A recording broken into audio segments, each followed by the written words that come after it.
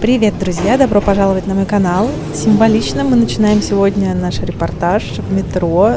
Мы на станции метро Невский проспект выходим на канал Грибоедова. Именно здесь мы сегодня будем гулять, вернее по самой центральной красивой части канала Грибоедова. Конечно же, посмотрим на самые красивые интересные здания, среди которых, конечно же, будет известным всем Казанский собор, дом Зингера, дом книги, но также будут очень интересные здания, которых вы, скорее всего, не видели или просто не замечали. Так что располагайтесь поудобнее, наливайте себе чаек, а мы начинаем.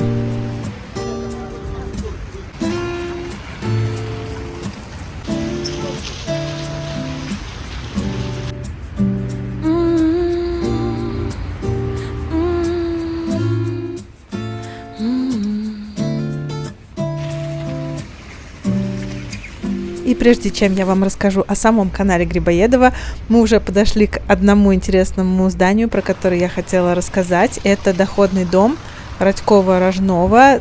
Такой товарищ, он был очень зажиточный, и у него очень много доходных домов по всему Петербургу, но это вот один из них, находится по адресу канал Грибоедова, дом 24. Здание имеет симметричный фасад с входной аркой по центру. Здание уже существовало в первой половине 19 века. В 1884 году Радьков-Рожнов здесь организовал доходный дом, так называемые мебелированные комнаты, доходный дом Александр. Даже вот вы сейчас можете увидеть рекламную листовку с прекрасным описанием. Самое красивое место в центре города, уютные комнаты от 1 рубля 25 копеек, чтобы я так жил. Позднее дом перестроен архитектором Сюзором для создания пассажа, торгового пассажа с галереей от канала Грибоедова до Думской улицы. Здесь не видно, но это здание достаточно длинное, и оно идет практически до Думской улицы, и действительно очень подходит для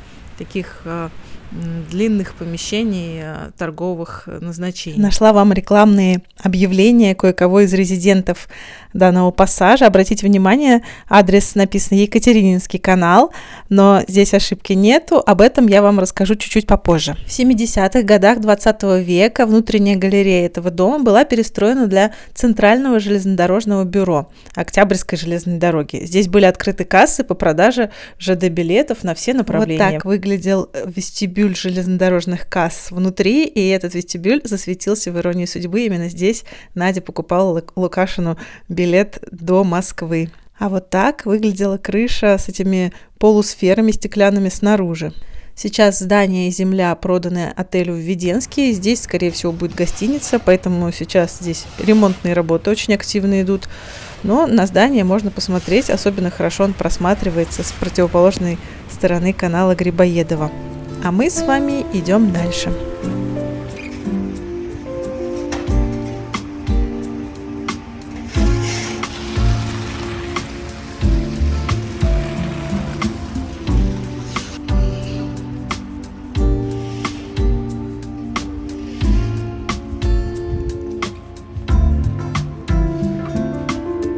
Идем дальше по каналу Грибоедова и видим очень заметное желтое здание по левую сторону. Это здание Финансово-экономического университета Санкт-Петербурга. Ранее это было здание ассигнационного банка, и именно около него находится знаменитый банковский мост с крылатыми львами, с золотыми крыльями. Но давайте начнем сначала.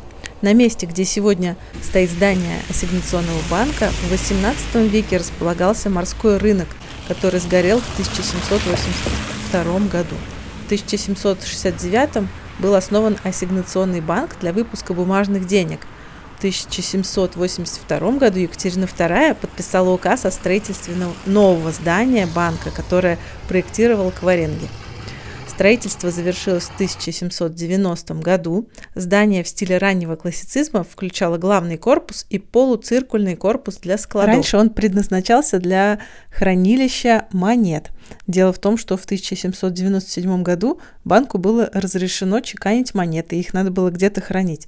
А в 1843 его уже закрыли, так как появились кредитные билеты. Я даже нашла чудесную открытку, в которой изображена печь для сжигания кредитных билетов. Она находилась с другой стороны здания, с улицы Садовая, и делали это прилюдно. тем самым даже очень развлекая прохожих людей. Кстати, выход на канал Грибоедова никогда не был каким-то парадным, наоборот, это было типа задний двор, и такая решетка здесь появилась гораздо позже, раньше здесь была глухая стена. Еще в XIX веке часть помещений вот этого хранилища в полуциркульном корпусе была переделана под жилые помещения, да, там даже жили, а сейчас здесь находится аудитория экономического института. Ленинградский финансово-экономический институт разместился здесь в СССР в 1930 году. Во время Великой Отечественной войны комплекс зданий сильно пострадал. Всего на территории упало около 50 крупнокалиберных снарядов и даже 1000-килограммовая авиабомба. Но потом, как мы знаем, все восстановили. Здание всегда принадлежало около финансовым учреждениям, и даже сейчас университет имеет именно экономическую направленность. А мостик, который исторически всегда стоял перед этим зданием, так и называется Банковский мост, несмотря на то, что банка здесь уже давно нет. Этих крылатых львов сложно не узнать, они являются визитной карточкой всего Санкт-Петербурга, и даже Розенбаум воспел их в своей песне. Золотыми крыльями взмахнув, улетают в ночь бронзовые львы, путь держа на яркую луну, что взошла над серебром Невы. Эти статуи часто называют грифонами, и даже скульптор Соколов такими их называл. Но грифоны все-таки это мифические существа с орлиными головами, а это все-таки львы, крылатые львы. Банковский мост – один из 3 сохранившихся пешеходных цепных мостов в Санкт-Петербурге. Построен был в 1826 году. Львы были выполнены из чугуна с крыльями из меди, покрытыми сусальным золотом. И это было первое крупное использование мифических крылатых львов в архитектуре Санкт-Петербурга. Строительство моста было связано с модернизацией транспортной и пешеходной инфраструктуры города в то время. И после открытия в 1826 году по мосту прошло более 9000 человек в первый же день. Это стало настоящим событием для города, и мост быстро стал популярным местом для прогулок. Мост неоднократно восстанавливался. В 1952 году была проведена масштабная реставрация. В 1997 обновили золотое покрытие на грифонах и освещение. Последняя большая реставрация была в 2017-2019 годах, когда грифоны были возвращены к их первоначальному виду. Они стали темными с оттенком патинированной бронзы. В 1935 году Банковский мост был признан памятником истории и культуры и стал объектом охраны, как и само здание ассигнационного банка, где мы с вами только что были.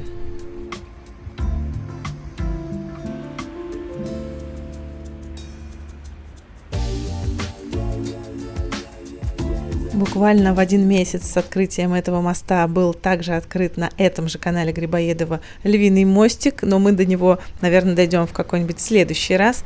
А сейчас, собственно, поговорим про сам канал Грибоедова, вдоль которого мы с вами сейчас снова пойдем. Канал был выкопан в 1764-86 годах по проекту архитектора Франца. Он изначально задумывался как часть системы каналов и водных путей, соединяющих различные части города. Это было необходимо для того, чтобы улучшить водоснабжение города, а также создать удобные транспортные пути для судоходства. Его первоначальное название было Екатерининский канал в честь Екатерины II, при которой и было начато строительство. Свое современное название канал получил в 1923 году. Канал был переименован в честь русского писателя, драматурга и дипломата Александра Сергеевича Грибоедова. Он написал «Горе от ума», также он был композитором, и он проживал в одном из домов на набережной канала. Канал соединяет реку Мойку и Фонтанку, берет начало от реки Мойки у Марсового поля, куда мы с вами дойдем в конце видео, поэтому досмотрите обязательно до конца. Канал проложен по руслу реки Кривуши, или другое название Глухая речка, бравшей свое начало из болотистой трясины, залегавшей между нынешними Конюшенной площадью и площадью искусств. Из всех каналов, пожалуй, канал Грибоедова имеет самое извилистое русло. Ну и сейчас мы подошли к одному из зданий, которые невозможно тоже не заметить и не прокомментировать, это Казанский собор. Я думаю, что этот собор достоин отдельного выпуска, но сегодня мы не будем заходить внутрь, не будем очень подробно останавливаться на нем, но не рассказать о нем я вам, конечно же, не могу. Казанский собор был построен в 1801-1811 годах на Невском проспекте по указу Александра I в честь победы России над Наполеоном в Отечественной войне 1812 года. Место для строительства выбрали недалеко от Невского проспекта, на площади, где ранее находился храм в честь святого Николая, разрушенный в XVIII веке. Сам собор мы зайдем как-нибудь в другой раз, но сейчас мы подходим к нему сбоку, и не могу не рассказать про это чудесное место. Здесь есть кафе с таким необычным современным названием «Крипта», и несмотря на название, это вполне себе кафе, такая кондитерская кофейня. Ее никак не ожидаешь здесь увидеть, но вот под такими низкими храмовыми сводами действительно здесь кофейня, и это не просто там кто-то арендует это помещение, здесь действительно продают храмовую выпечку, делают кофе. Здесь ты как будто находишься на стыке религии, какого-то кусочка истории и современной эстетики Петербурга с его кофейнями, булочными. И выпечка выглядит очень даже современно, очень аппетитно. Есть пирожки, есть какие-то открытые пироги, есть маффины, ватрушки, пряники. И я ничего не попробовала. В следующий раз попробую. Да, вот эти вот низкие потолки, храмовые, такой шрифт, знаете, церковный, подобранный. Здесь также есть обычная еда, как вы видите. Вот цены вполне себе демократичные.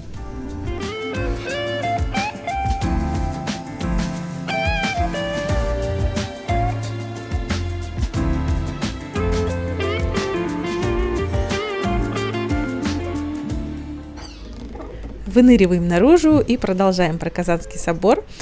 Проект его был разработан архитектором Воронихиным. Архитектор вдохновлялся классическими образцами и, в частности, римским пантеоном, что отразилось в плане собора с его огромным куполом и колоннадой. Главной святыней собора является икона Казанской Божьей Матери, которая считается чудотворной. Эта икона играла важную роль в русском народном сознании и истории, особенно во время войн и кризисов. После войны 1812 года собор стал памятником воинской славы. Здесь похоронен Михаил Кутузов, здесь хранятся военные трофеи и ключи от взятых городов. Однако главной ценностью, конечно, является икона Казанской Божьей Матери, находящаяся внутри собора. Вообще Казанский собор задумывался еще при Павле I, и кому-то собор напоминает римский пантеон, кому-то собор Святого Петра в Ватикане. Именно по его образу и подобию хотел новый собор воздвигнуть Павел I. И здесь произошла очень интересная история. Был объявлен конкурс на лучшего архитектора, и победу одержал Чарльз Камерон. Но в последний момент Павел передумал, и выбрали совершенно без конкурса молодого, практически крепостного архитектора Андрея Воронихина. И это граф Строганов порекомендовал императору этого архитектора. Он в конкурсе не участвовал, как я уже говорила. И Павла так впечатлил план Воронихина, что его тут же назначили главным архитектором. А теперь, внимание, спойлер. На самом деле Воронихин совсем даже не простой крепостной, он внебрачный сын самого графа Строганова, который очень сильно способствовал его образованию, карьере, продвижению. И ничего не происходит в нашем мире просто так.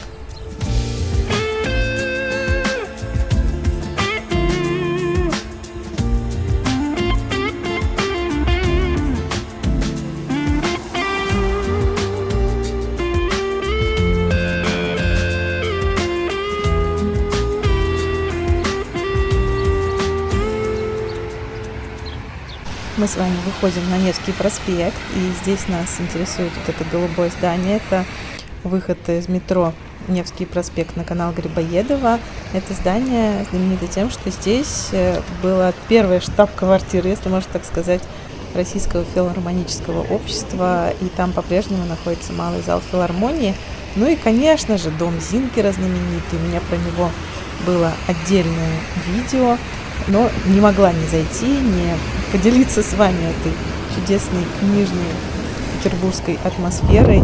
Я вообще, когда здесь прохожу мимо, вообще не могу не зайти, не посмотреть какие-то книжки, открытки. Так что я вас не буду грузить историей этого места. Если хотите посмотреть предыдущие видео, вообще напишите, пожалуйста, в комментариях, не гружу ли я вас слишком историей, потому что канал задумывался как просто легкий прогулочный канал с атмосферой города, но перерос во что-то более глобальное. Но иногда хочется просто оставить эстетику, атмосферу города, его улиц, зданий, магазинов, и просто не грузить вас больше ничем.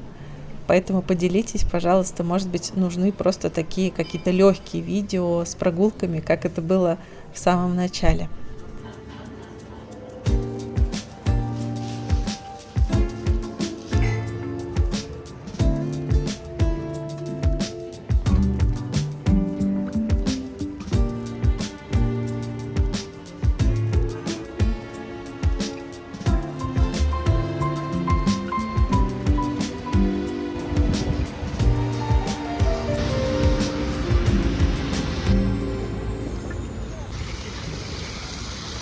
Один из самых популярных среди туристов и приезжих кусочек земли в Питере между домом Зингера и вестибюлем станции метро Невский проспект. Вот я сейчас его прошла и иду дальше по каналу Грибоедова.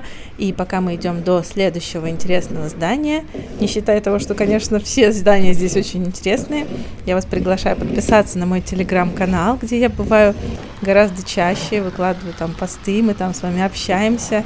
У нас такая там уютная, ламповая, малочисленная обстановка. Также подписывайтесь на мой канал про кафе и рестораны Петербурга. И если вы хотите меня поддержать, поставьте, пожалуйста, лайк этому видео, подпишитесь на этот канал, потому что больше половины зрителей этого канала смотрят меня без подписки. Я все это вижу. Ну, уже подпишитесь, уже поставьте колокольчик, конечно же, лайк, и давайте будем дружить везде. Там позади площадь искусств, но мы пришли сюда не за этим. Мы уже подошли к зданию, которое представляет особую ценность. Оно построено архитектором Сюзором. Это тот же самый архитектор, который построил дом Зингера, где мы с вами только что были. Это здание Санкт-Петербургского общества взаимного кредита. Оно было построено в 1888-90-х годах. На крыше здания небольшой купол, а на нем сейчас мы увидим скульптурную группу богиню Победы Нику, и справа и слева от нее бог торговли Меркурий и бог морей Нептун. Прямо по центру, в районе 2 и 3 этажа, большое арочное окно, по обе стороны от которого расположены женские фигуры.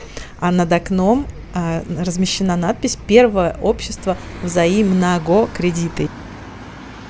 На фасаде здания очень много различных скульптур, и вообще это здание соединяет в себе различные стили европейского зодчества. Сюзор перед строительством этого здания даже специально ездил в поездку по Франции, Бельгии, Германии, чтобы познакомиться с принципами строительства банковских зданий тех времен.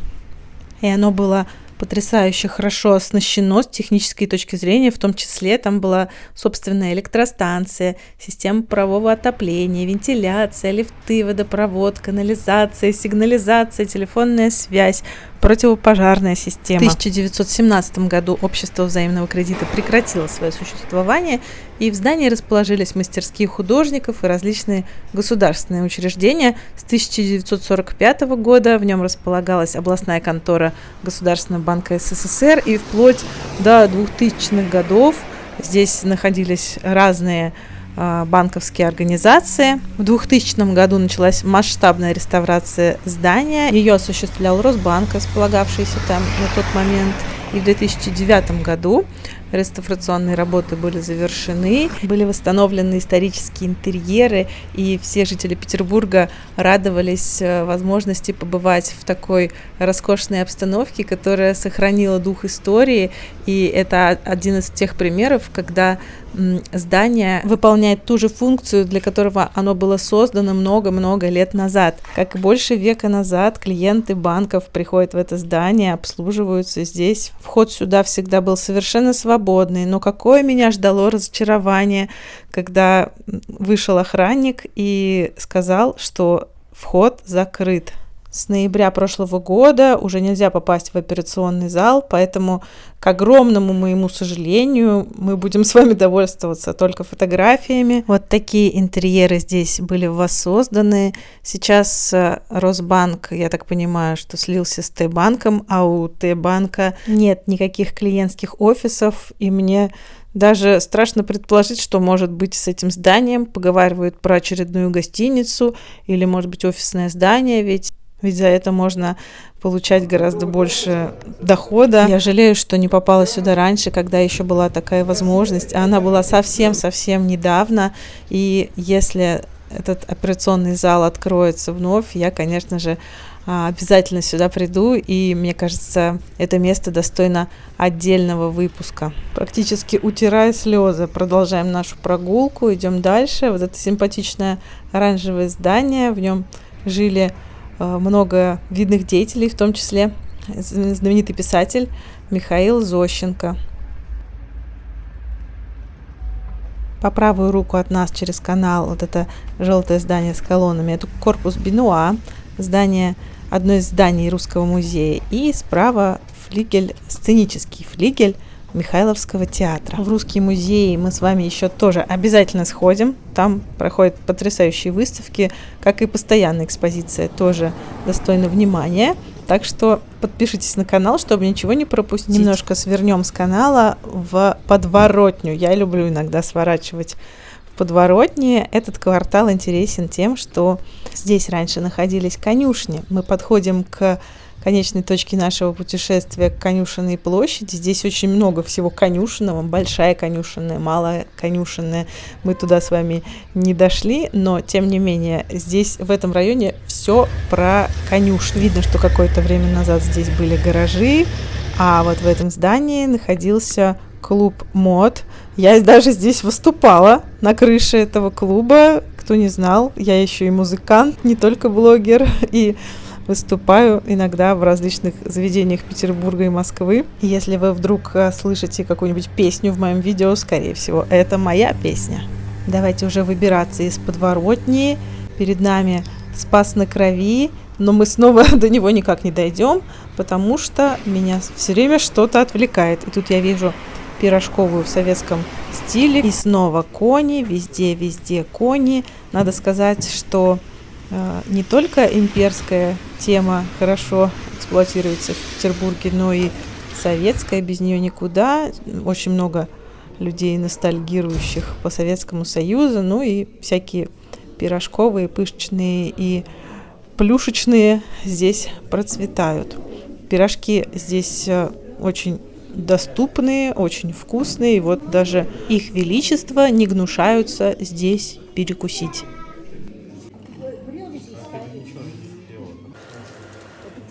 Когда я привезла эти самые.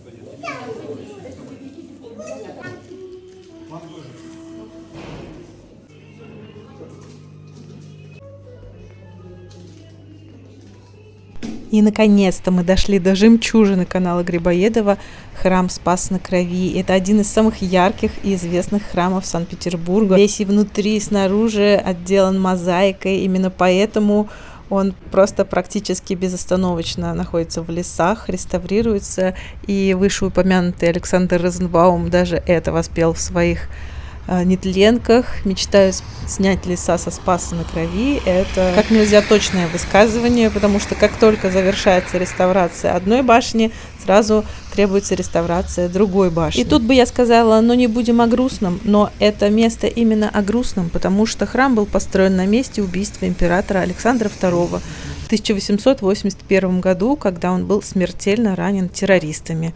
И это место также требует отдельного выпуска. Напишите, если вам хочется, чтобы я вам показала его внутри-снаружи, рассказала поподробнее, потому что сейчас, конечно, я не буду второпях вам такую огромную часть истории рассказывать. И сейчас еще одна грустная страничка в истории уже современного Петербурга. Мы сейчас находимся в районе Конюшенной площади, где почти четверть века уже заброшен и постепенно разрушается комплекс зданий конюшенного ведомства в самом центре золотого треугольника Петербурга.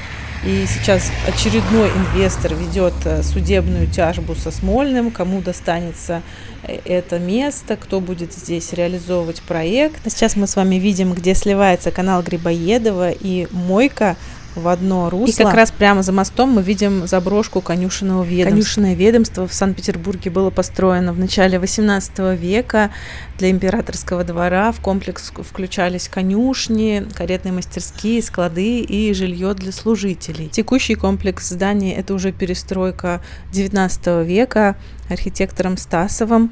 В конюшенном комплексе также разместилась церковь, вот мы ее видим с зеленым куполом Спаса нерукотворного образа, где в 1837 году отпевали Пушкина, представьте себе. Пока инвесторы судятся, здание ветшает, обваливается, ну и, конечно же, жители города не могут наслаждаться этим замечательным памятником архитектуры, но мы будем надеяться на лучшее, не будем грустить, давайте попрощаемся с вами на какой-то приятной и доброй ноте. Подписывайтесь на канал и до встречи в новых видео. Они будут очень-очень скоро.